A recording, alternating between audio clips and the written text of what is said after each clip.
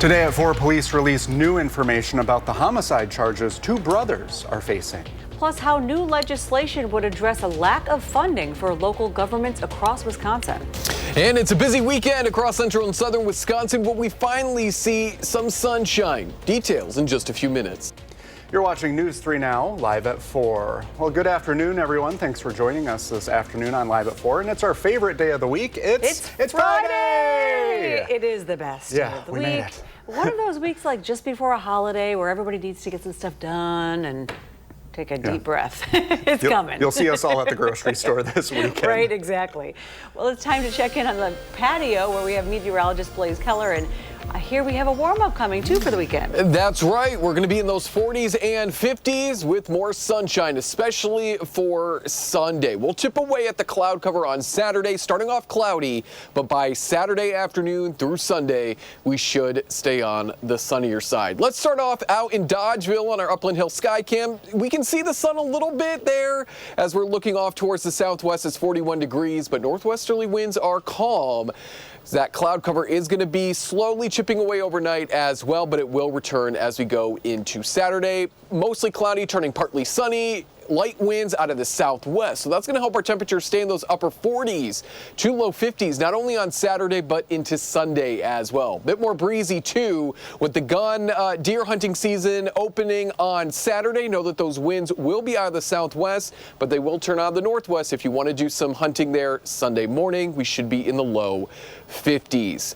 We are also looking at some mild temperatures to start off on that opening day on Saturday. But again, we have a lot going on this weekend. The Badger game, as well as up in Lambeau, the Packer game. We'll talk about what to expect for both of those, as well as if there's any rain or snow, and that big cool down that's all arriving. That's coming up in just a few minutes. All right, thank you, Blaze.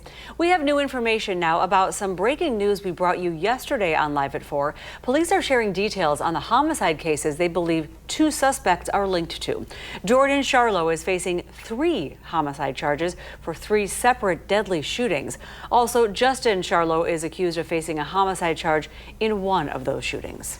Well, the first shooting happened in May 2016. Currently, only Jordan Charlo is facing a charge for that. A 38-year-old man died after police found him injured inside of a car at a gas station along Verona Road. There will also be a charge for a shooting on East Washington Avenue in March of 2017. Police say a man fired shots into a car. The 31-year-old victim tried to get away in his car but crashed into a hotel. He was pronounced dead at that scene. And there will be charges for a homicide in July of 2017 when a 29-year-old man died after being shot on the west side. Madison police say their officers arrested Jordan at a home on Brookfield Parkway yesterday morning. The Columbia and Sauk County Sheriff's offices arrested Justin at a home in Randolph near the village of Cambria. And neither of the men have been formally charged yet. As soon as that happens, we'll let you know right here on News 3 Now and online at channel3000.com. You can receive that news directly to your phone with our free mobile app. 2 women are in the hospital this afternoon after a crash on the city's north side last night. At about 10:30, officers responded to the area of Knutson Drive near Westport Road. Witnesses said a car sped in a parking lot, hitting a 45-year-old woman who was getting into a car, and that car went on to hit another car in the area. The woman is in the hospital in critical condition.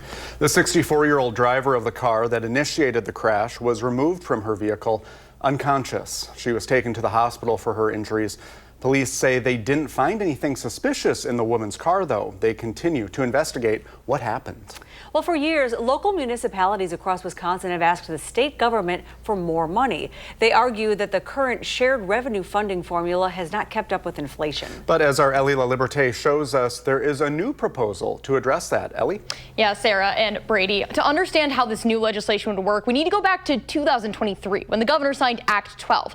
Now, Act 12 increased shared revenue and was the largest growth in Maine municipal revenue sources in decades. However, Act 12's effects varied widely for communities around the state. And according to the Wisconsin Policy Forum, larger cities received much less per capita. That's where this new package of bills comes in, introduced by state Democrats earlier this month. Now, one of the bills would add supplemental aid payments to cities with a population of greater than 50,000 people. Another would allow counties and municipalities to raise local option sales taxes to up to 0.5%. If we don't get creative as a state, and responsive as a state, giving those towns and municipalities more tools in their toolbox so that they can sort of guide their own destiny and grow their communities. We're just creating a problem that, is going to be even larger, for my kids. It's always a delicate balance, isn't it? And my question is, does this fix the funding formula then? Yeah, I asked Representative Rowe that exact question. She told me it's just a patch. However, she is trying to make a bipartisan council that would help to tackle the actual funding formula itself. So the next question is, has she talked to Republicans about that at all? Yeah, she tells me she has, and she has a lot of excitement and support about how that bipartisan committee could come together. And she says that Republicans, she thinks that she'll get that bipartisan support. But there is, last time we saw this legislation come through about 2 years ago, there were some sticking points. So there could be some challenges. Yeah, what are they, the sticking points? Yeah, it really had to do with Milwaukee and Milwaukee voters having to approve a tax increase. You can really hear us break that all down this Sunday morning at 10:30 on For the Record. Sounds good. Thanks so much, Ellie. We'll hear from you then. Happening now, you still have time to help feed 4,000 families in Dane County this Thanksgiving. The Goodman Community Center is taking donations now through Sunday evening. Plenty of time. And our Tanisha Shaw joins us live now with what kinds of ingredients and how much of them are still needed. Hi, Tanisha. Hi, Brady and Sarah. Let me tell you, we need a lot of items to make sure that those 4,000 people here in Dane County have a nice Thanksgiving dinner, but we are not afraid because we're going to do it with your help. You watching at home, you're going to help us make this dream come true to feed these 4,000 families. Now, we're going to do this with the Goodman Community Center, as you said, and with the help of Channel 3. So we're really trying to get that word out there. So this is Francesca Frisk. You're over the food here at the Goodman Center. Okay, I told them we need their help from home. So what items do you need the most right now? Oil. We want some cooking oil. We need at least 2,000 more bottles to hit our goal for the 4,000 families we're feeding for Thanksgiving. We also want brownie mix, and we still need stuffing. So there's a few items. If people have time tonight to go out, we're here till 7 or 8 o'clock tonight, packing bags to hand out tomorrow. Now, let's say somebody's watching and they're moved by this and they cannot bring this item in, but maybe they have their checkbook open. I don't know. What could they do? Yeah, so go online, our website, goodmancenter.org, and you can make a donation, and that helps us then go out and make these last-minute purchases to fill any gaps that we have. So there's definitely a few things we still need here in the gym, and then there's some things we've already pre-purchased to make sure that we are in a good spot for tomorrow. And Francesca, I know you've been doing this for a while over this Thanksgiving drive. Why is it so important? Who doesn't want to sit around with their friends or loved one or whoever they call their family and share a holiday tradition? So having whatever that tradition looks like for your family, it's so important to be able to allow people to do that. It's a human thing. It makes people feel loved and cared for if they couldn't otherwise afford that food. All right, so we're going to put a graphic up right now showing you the exact numbers of what we need right now. And while you are seeing that graphic of all the items that you need, Francesca, when else can they stop by and drop off items here at the Goodman Community Center? So this weekend, Saturday and Sunday, you can pull up to 149 Wabisa Street from 9 a.m. to 5 p.m. We'll have volunteers out there accepting those donations. We'll make it real easy. All right. And the last day is Sunday? The last day is Sunday to drop off. 9 till 5 o'clock. All right, so everybody at home, you have until 5 p.m. on Sunday to drop those items off. Please, let's make sure that everybody, all the 4,000 families can have a really good Thanksgiving. I'm going to be here all afternoon today and throughout the weekend, making sure that we reach that goal. So Brady and Sarah, I'm going to send it back to you for now, but I will be back counting those numbers and making sure we meet that goal. Awesome. Thank you so much, Tanisha. I love the energy, and really $1 for a box of stuffing. It's nothing. In other news, though, a reminder, don't forget to watch the Wisconsin Huddle tonight. This week's sports director and host, Andrew Banstra, sits down with Badger men's basketball player Trevor Anderson. You can hear their conversation at 6:30 tonight, right after News 3 Now at 6. Tourism in downtown Madison is soaring at record highs. How much money visitors spent in the city last year, we'll tell you, and how officials plan to expand on the business boom. And later, as the Supreme Court weighs the legality of the president's tariffs, the trade wars continue to hit close to home. Despite a new deal to continue sending American soybeans to China, farmers are suffering. But first, Blaze Keller will take a look at your weekend forecast. That's a beautiful shot. We'll tell you what is to come when Live at 4 is back. You're watching News 3 Now, Live at 4, moving forward. In more local news, Madison is seeing record high tourism. In 2024, more than 9 million people came to downtown Madison for events like the Farmers Market and concerts on the square. Love those two. And that brought in more than $325 million in visitor spending last year. That's 4% more spending than in 2023. The city is trying to expand upon space for things like local shopping to keep up with increased tourism. So far this year, spending $323 million on construction. But an already crowded downtown makes that difficult. We're just about 35,000 residents living in downtown Madison. That is much larger than cities our size across the country. Right now, Madison is seeing a nearly all-time low in rental vacancy rates, while median home prices stand at a record high. Well, it is Friday, which means we're working for the weekend in the 608 today. Josh Spreiter has the weekend planner for your family. It is the weekend before Thanksgiving and the holiday season is already ramping up. Here are my 3 things to do this weekend in the 608. It is the most wonderful time of the year at Hilldale Shopping Center. News 3 Now once again proud to be part of their holiday tree lighting this weekend. They had their special North Pole party happening Sunday from 3 to 6 with the big tree lighting ceremony set for 6. Savannah, Michelle, Renee, and I are excited to join Santa Claus on stage and flip the switch to officially turn on the lights for the Christmas season. So come on out and say hi and support those local businesses. Happening the night before, downtown Madison is getting ready to shine on. The city's holiday lighting ceremony takes over Lisa Langpiece Park on Saturday. The family-friendly event runs from 4 to 6 with the big moment, the switching of the lights along State Street, Capitol Square, and King Street happening at 5. Saturday is also the second of 5 holiday markets at the Monona Terrace. This is put on by the Dane County Farmers Market. Doors open at 7:30 in the morning. More than 65 local vendors will offer Wisconsin-grown produce, meats, cheeses, baked goods, plus holiday favorites like wreaths, soaps and candles, and cookbooks. Merchandise and gift certificates are also available. For more of what's happening this weekend in the 608, just go to channel3000.com. In the 608, I'm Josh Spreiter, News 3 Now. Lots to do. Thank you, Josh. And now we're taking a look at the weather, and Blaze has all the details for us for the weekend. And it is going to be a mixed bag. Temperature-wise, will be about the same both days, upper 40s to low 50s.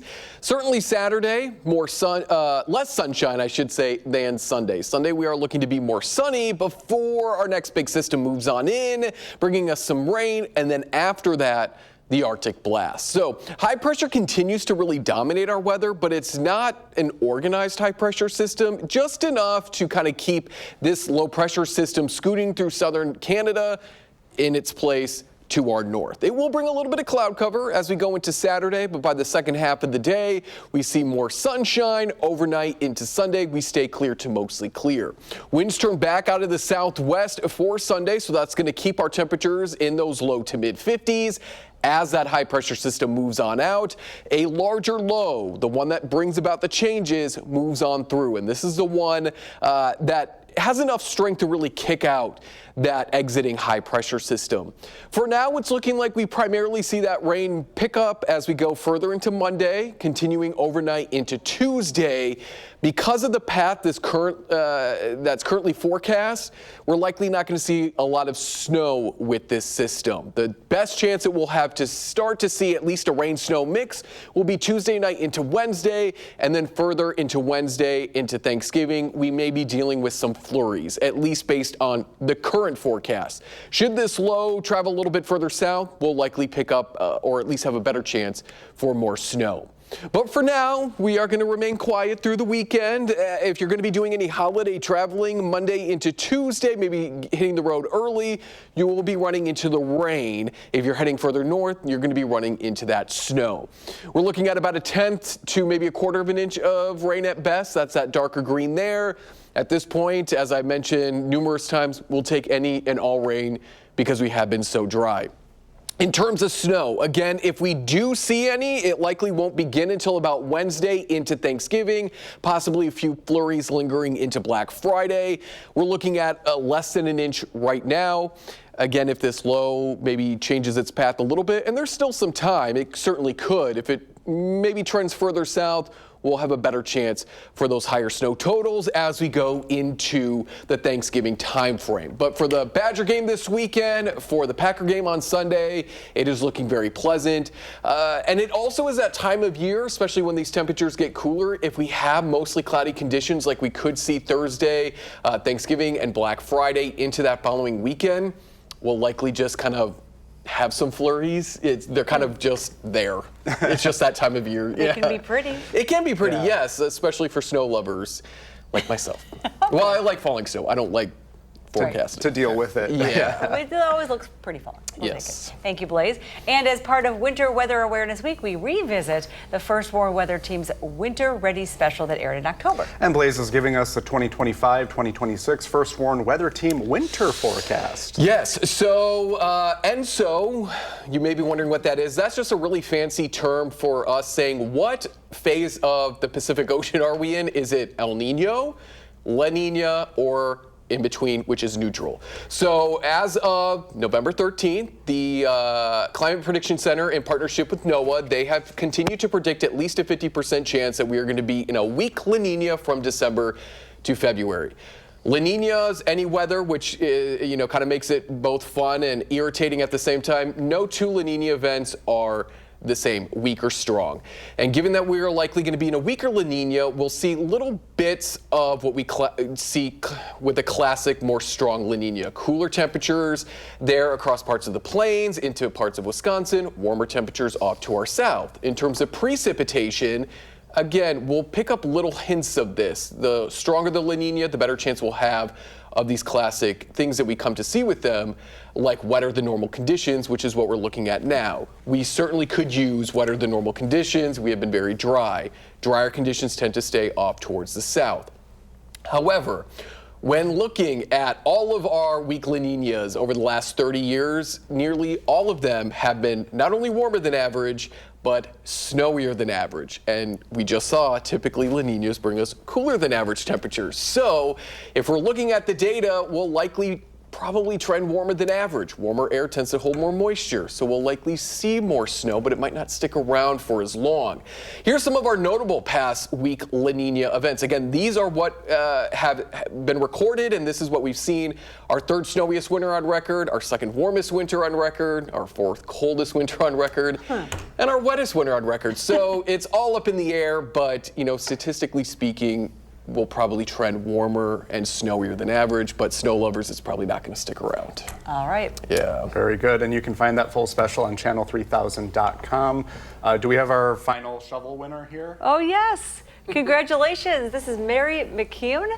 I hope I pronounced that correctly, from Arena. Woo. Yay, well Congratulations. done. And coming up on Live at 4, how the president's tariffs are impacting soybean farmers in the Midwest despite a recent deal. And in our next half hour, the years-long process of bringing passenger rails to Madison took this week.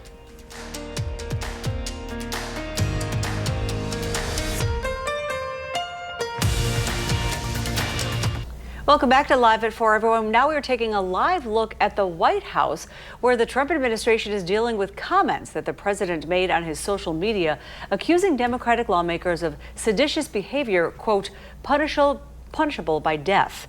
The president, though, today saying he was not threatening them with death.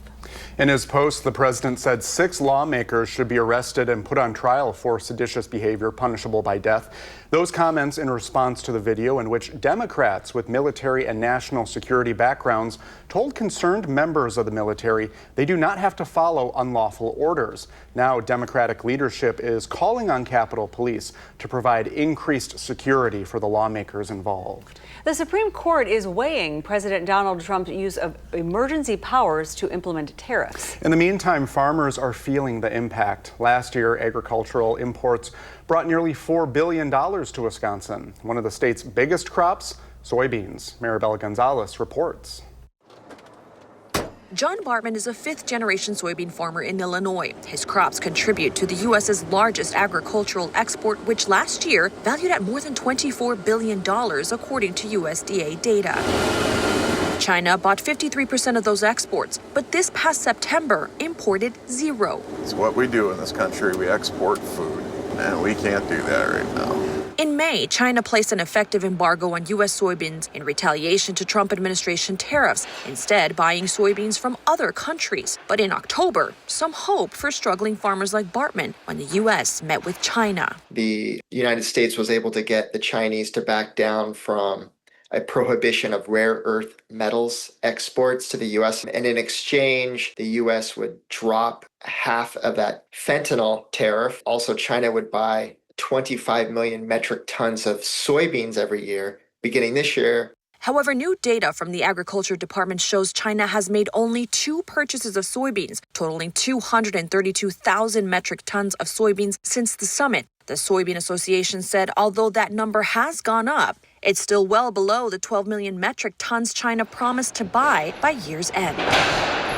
We have cautious optimism that it'll take place, but in reality, actions ultimately are the deciding factor here.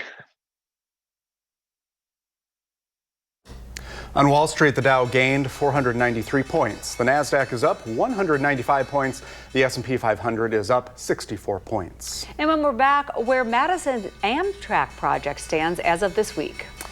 Plus, we're taking a look at Madison's crime rates in the wake of a deadly shooting on Monday.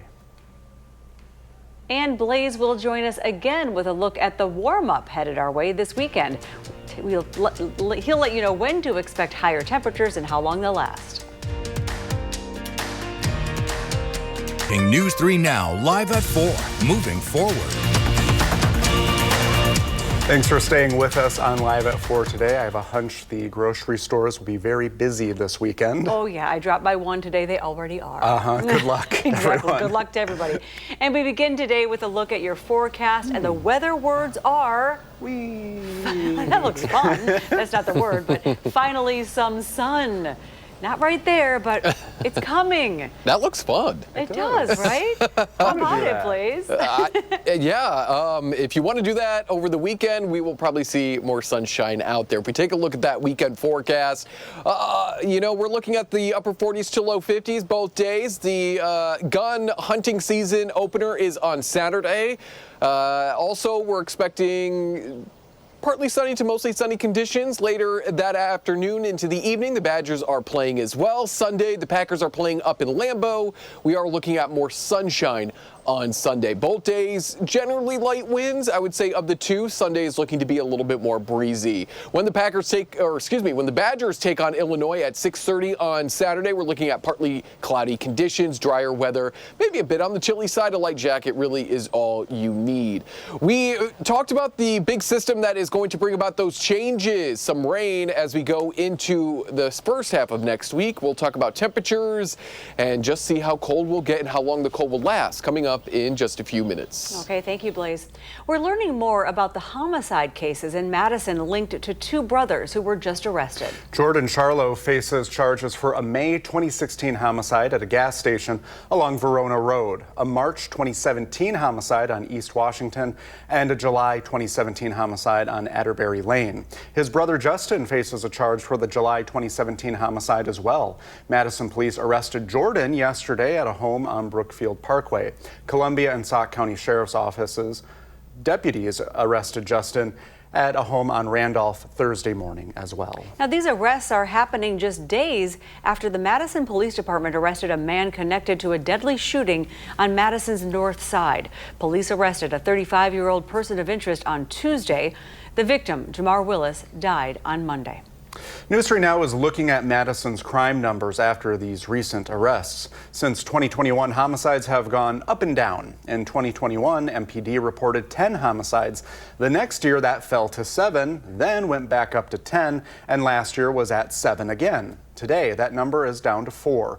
Officials say they're doing everything they can to keep the community safe. I think one of the big things that helps is developing those community partnerships. So with the community itself and strengthening those bonds through trust and transparency, as well as working with our community partners, especially those who work in prevention and deterrence and trying to stop violence before it happens.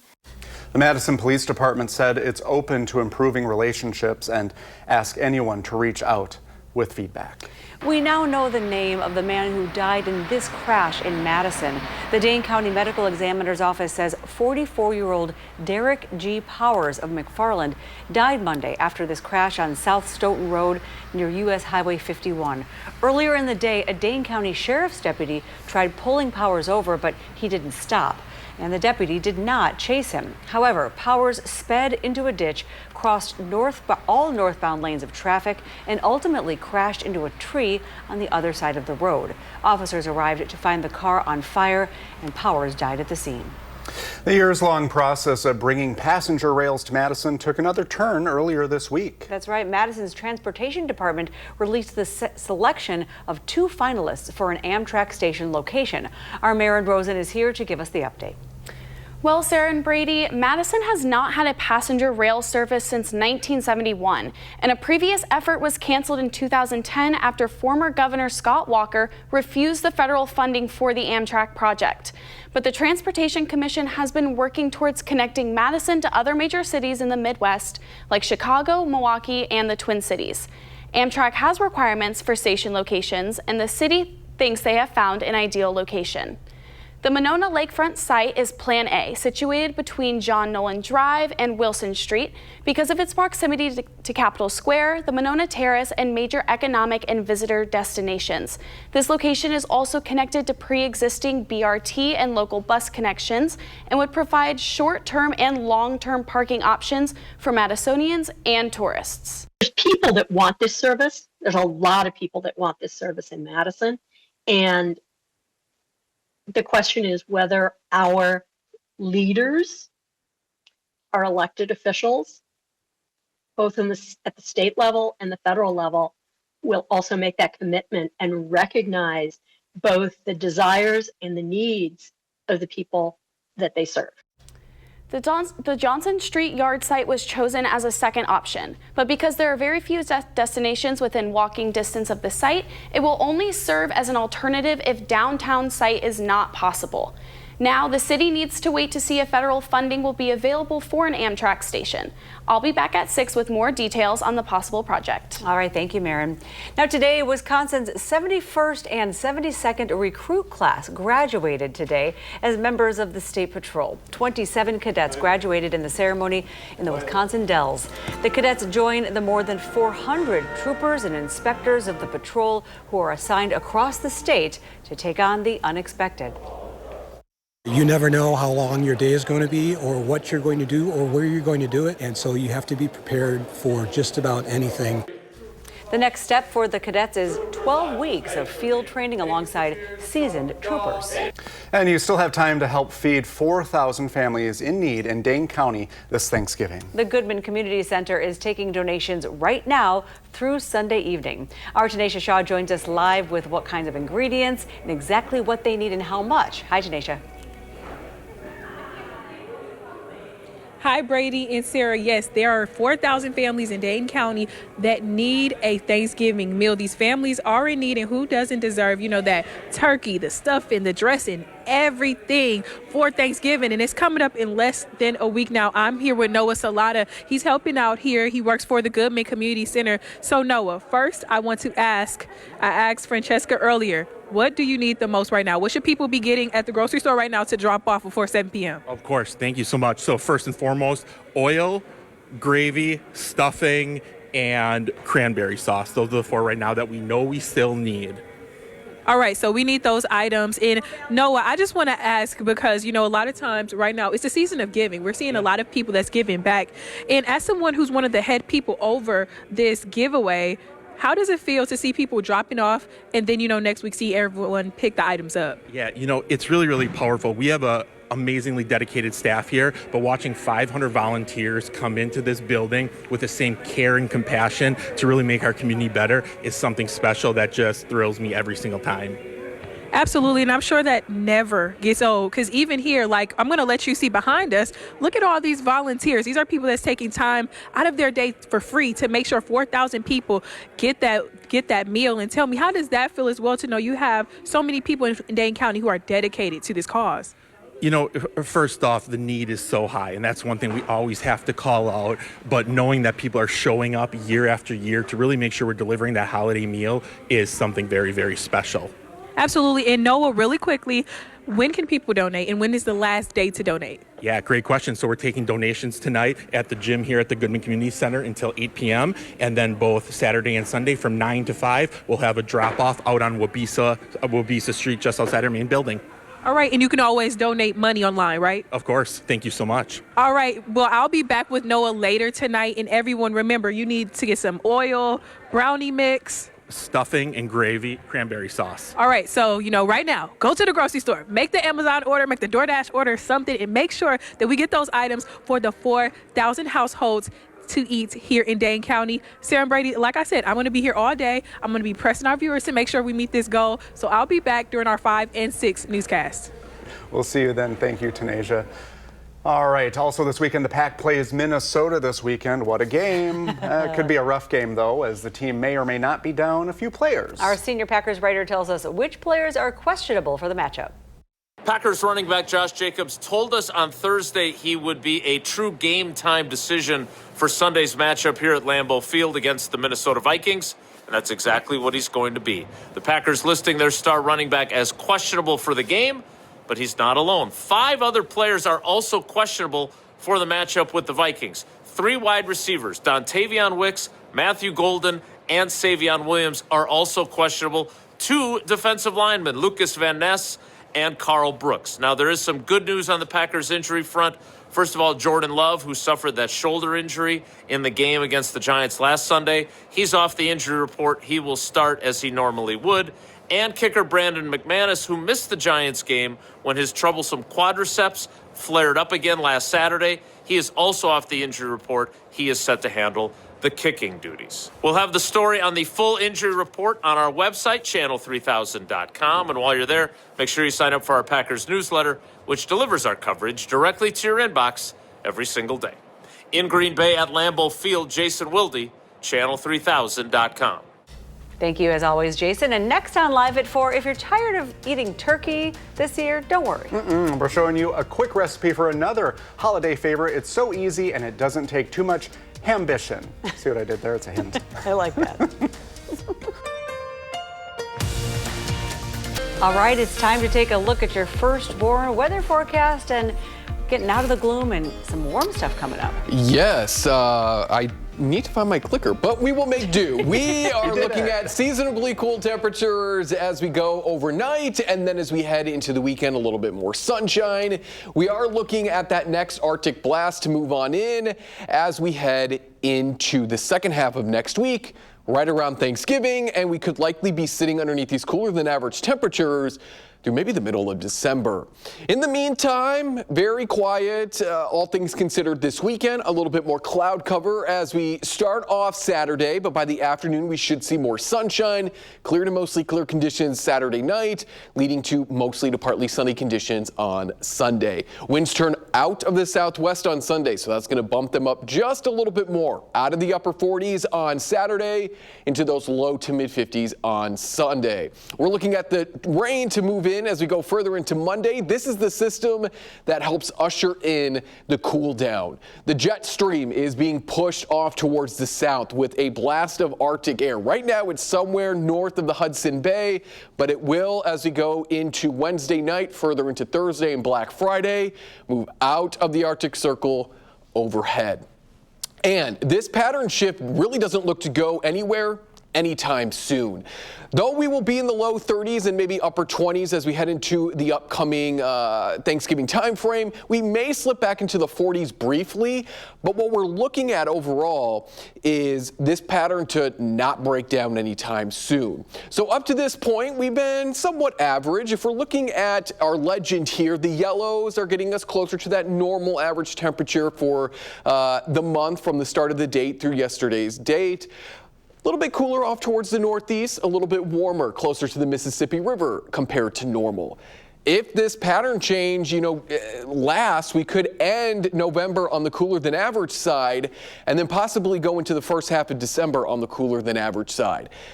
This is certainly very interesting to me. I was just looking at this before hopping on the air. The darker the blue this far out, to me, signals that at least through November 5th, we are likely going to be cooler than average. Some of our models want to continue that cooler than average trend, as I said, through the middle of December. So maybe now we're starting to feel like it's finally winter out there. There's a look at your 7 and 10 day forecast. Flurries as we go into Wednesday and Thursday of next week, with that chance continuing into the following weekend. Thank you, Blaze. We are looking ahead to Thanksgiving, and Turkey Day doesn't necessarily mean you have to have turkey. Very true. Earlier this week, we visited Jones Dairy Farm to show you some unique stuffing recipes. Today, we're showing you an easy way to elevate your holiday ham this Thanksgiving. On Thanksgiving, there are two types of people, right? Turkey people and ham people. Chef Kate with Jones Dairy Farm is here for some good ham recipes. You are our resident hambassador today. Yeah, I love that. I have never been called that you can before, use it. so thank you so much. I think I will. This particular ham that we're showing today is our uncured heritage ham. So it's this cute little size. We've got a hot pepper jelly and either orange marmalade, or if you can find a plum jam, that goes really well with this too. And then we've got some fresh cold pressed apple juice. See, this sounds good to me because I grew up in a family of Norwegians, and so we never had spicy things. There you go. And so I'm excited for this one. And it's going to be just enough of a little bit of spicy. It's not going to light your mouth on fire, but it'll complement the flavors really well in the ham. So you can go ahead and just dump those three ingredients right in there. Something just as easy as a glass pan. And these hams, because of their size, they're going to cook fairly quickly. So you only need about 20 minutes per pound. So if you have a 3-pound ham, it's an hour in the oven, and that's it. The one thing you want to do when you put your ham in the oven is wrap it very lightly with some foil and put it in the oven. You want to bring it to temp a little bit. If you want to do some lines, some scoring lines on the top of the ham, just to cut through that beautiful little fat cap that we have on there, because these are, like I said, whole muscle hams. They have this wonderful little fat cap that gives it just a little extra flavor. The glaze that you're having me make came together really easily. I think, it did. You know, when you hear that, some people might be like, oh, that's a lot. I don't know how to do that. Yep. But just 3 ingredients. 3 ingredients Easy in that peasy. one, for sure. And some people, like, you're right, they get a little bit intimidated. You don't need to be at all. And it's as simple as that. You can Just brush. pour it right on? Yep, brush some of that on. We only want to put on about a quarter of it to start. So about a quarter, and then you're going to lightly tent it with foil and put it in the oven. Spread that all around. And it's going to give it the nice, beautiful sheen, too, when it's finished. It'll look like magazine ham. Yes. So you're going to let some of that glaze cook, right? It's going to go in the oven, tented with foil. And then since this one's going to be in there for about an hour, about every 15 minutes, you're just going to pull it out, give it a little baste on the top, and put it back in, and then remove that foil for the last 15 minutes of baking. It'll give it that nice color. If it's not quite as dark as you would like, you can always hit it under the broiler for just a minute, but like we talked about with the broiler, just watch it really carefully because it goes really quickly. Don't turn your back on the broiler. Right. One of the things I love about this ham, other than the wonderful flavor, is just how nice it is to carve. Ham always makes me think of my mom, because on holidays, she would always make ham, and she would get up at probably like before 4 and cook it in the oven. And then later she would put it in a crock pot to keep it warm, but it would kind of cook it twice. So it was really delicious and fall aparty. And I remember some other people, you know, would try to make it, and everyone's like, well, it's not as good as Gloria's. So we were a hamily for sure. See, and you've got that wonderful memory, right, from when you were younger. That's awesome. I want to take a little sample. And like you said, you can find all these recipes on your website. Yes, jonesdairyfarm.com. There's a recipe tab, and you can just type in glaze, and all of these glazes will come up for your hams. Perfect. Chef Kate, thank you very much. Thank you so much. Happy Thanksgiving. Happy Thanksgiving. Cheers. It's so good. All right, when we're back, Will Loper shows us what's new to streaming. Well, if you're into trains, gingerbread cookies, or maybe just watching a British husband and wife verbally tear each other apart, there's something for you this weekend. That's a good movie, by the way. Film critic Will Loper shows us what's new on streaming platforms this weekend. Beautiful, ain't it? What is? Go on a journey of change in the film Train Dreams, newly streaming on Netflix. This is rough work, gentlemen. Not just on the body. We just cut down trees that have been here for 500 years. Joel Edgerton plays a logger developing the railroad across America in the early 20th century. In the forest, every least thing's important. It's all threaded together. So you can't tell where one thing ends and another begins. Everybody seems to think We hate each other? I suppose sometimes I do hate you. Sporadic hatred. Get the upper hand in the 2025 film The Roses, newly streaming on Hulu. We are done. I say when we're done. I just want the house. I built it. Oh, you're not having the house. Olivia Colman and Benedict Cumberbatch play married couple Ivy and Theo, who begin to feud after Ivy's career takes off and Theo's falls. Things are getting a little out of hand. Oh, you think? Keep your head in the gingerbread. And start your ovens for Gingerbread Land, the biggest little holiday competition, newly streaming on HBO Max. We're up against the best. I've actually dreamed about gingerbread. Contestants gather to bake the best gingerbread structures. That's magic. Unbelievable. For Live at 4, I'm Will Loper. Talent I do not have. Exactly. We'll be right back. Oh, look at us. On the next Live at 4, Josh Sprider preps for the Turkey Trot in the 608, and Will Loper reviews Wicked for Good. And coming up on News 3 Now at 5, continuing coverage of the 3 cases Madison police say 2 brothers are connected to. Thanks for watching Live at 4 today. We'll see you back here on Monday. Have a great weekend, everyone. You can always find us streaming 24/7 on Channel 3000+. News 3 Now at 5 starts right now.